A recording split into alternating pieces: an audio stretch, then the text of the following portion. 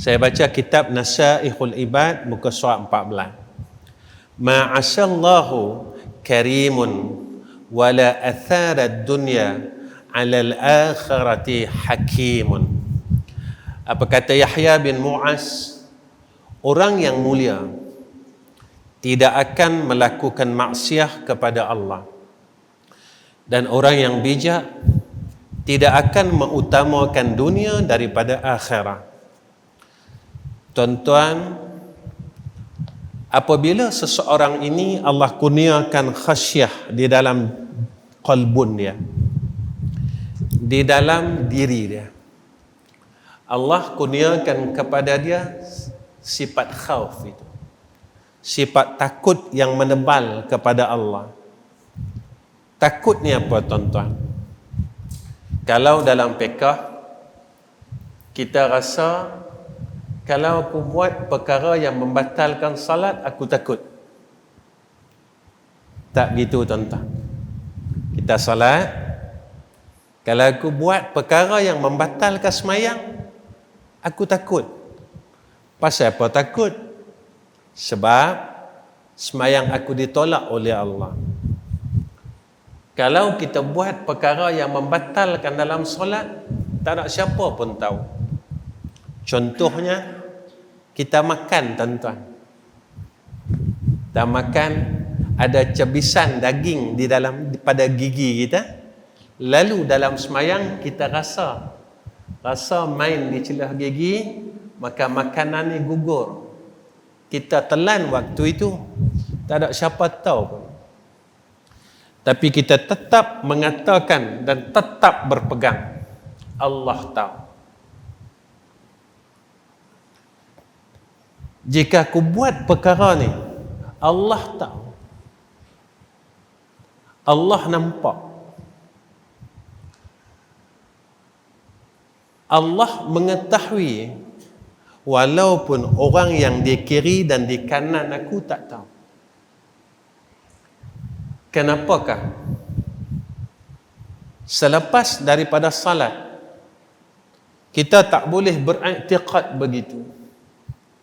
Yang mana jika aku buat perkara yang boleh membatalkan diriku sebagai hamba Allah, yang Allah takkan pandang aku kalau aku buat perkara ini.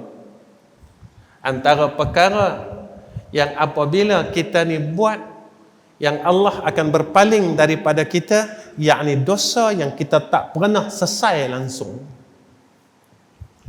Kita buat dosa, lalu kita rasa gembira, kita rasa sombong, kita melakukan dosa dalam keadaan yang sombong kepada Allah. Tuan-tuan, kenapa dalam hati kita tidak boleh beriktikad yang Allah Maha mengetahui dan tahu apa yang kita buat? Kita selalu cakap dalam diri kita, tak apa orang tak tahu. Sebelum kita nak mengungkapkan perkataan tak apa orang tak tahu, Allah Subhanahu wa ta'ala terlebih dahulu telah mengetahui, walaupun dia tak keluar daripada lidah kita, baru detik daripada hati kita, telah diketahui oleh Allah Subhanahu wa ta'ala.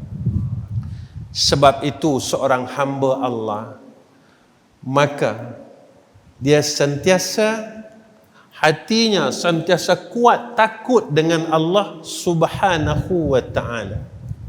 Sebab itu, apa kata Yahya bin Mu'az, orang yang mulia maka tidak akan melakukan maksiat kepada Allah. Takut dia, tuan-tuan. Inilah orang yang mulia. Sebab apa dia mulia? Sebab tingginya takut kepada Allah, kerana Allah sebut dalam Al-Quran, inna akramakum indallahi atqakum. Sesungguhnya orang yang mulia di kalangan kamu pada sisi Allah adalah orang yang paling takutnya dengan Allah Subhanahu wa ta'ala. Tuan-tuan, dalam diri kita, banyak mana kita rasa takut dengan Allah. Kalau aku buat benda ni, ada tak dalam hati kita, Allah suka tak aku? Ataupun aku buat benda ni, aku akan mengundang kemurkaan Allah. Ada tak rasa ketakutan di dalam diri kita? Kalau aku buat benda ni, Allah takkan pandang aku. Kalau aku buat benda ni, Allah takkan sayang aku lagi.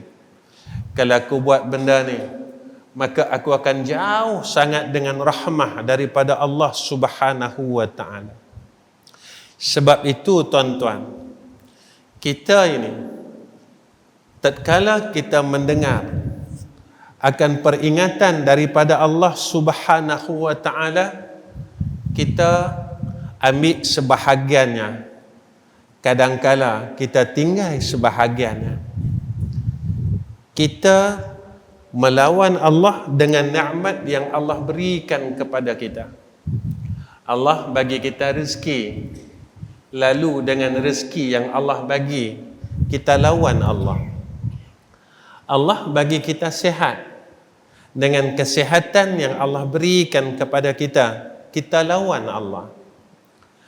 Allah berikan kepada kita nikmat, dengan segala nikmat yang Allah kurniakan kepada kita, kita lawan Allah. Macam mana saya lawan Allah?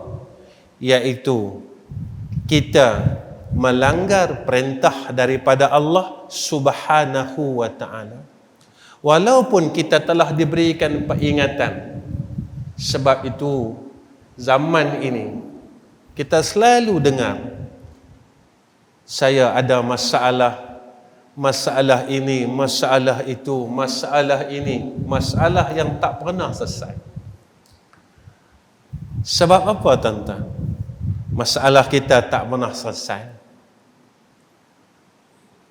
Sebab kita ingkar dengan Allah. Allah sebut dalam surah Taha, wa man a'rada an dhikri fa inna lahu ma'isyatan dhanka. Siapa yang ingkar dengan peringatan Allah, Allah sempitkan hidupnya. Kenapa kita banyak masalah sekarang? Masyarakat dari mana golongan pun, masalah demi masalah, masalah demi masalah. Hidupnya sempit, qalbunnya sempit, hatinya sempit. Kenapa? Allah telah nyatakan dalam Al-Quran. Sebab itu, apabila kita mengikut perintah Allah, afaman sarraha sadrahu lil Islam, orang yang mengikut agama Allah dari semua aspek, bukan ibadah sahaja tuan-tuan, semuanya, semua perkara kena ikut Allah. Allah akan lapangkan hati kita, Allah akan lapangkan jiwa kita, Allah akan lapangkan kehidupan kita. Ini janji daripada Allah. Orang yang bertakwa kepada Allah, lalu Allah iktiraf dia sebagai semulia-mulia hamba. Inna akramakum indallahi atqakum.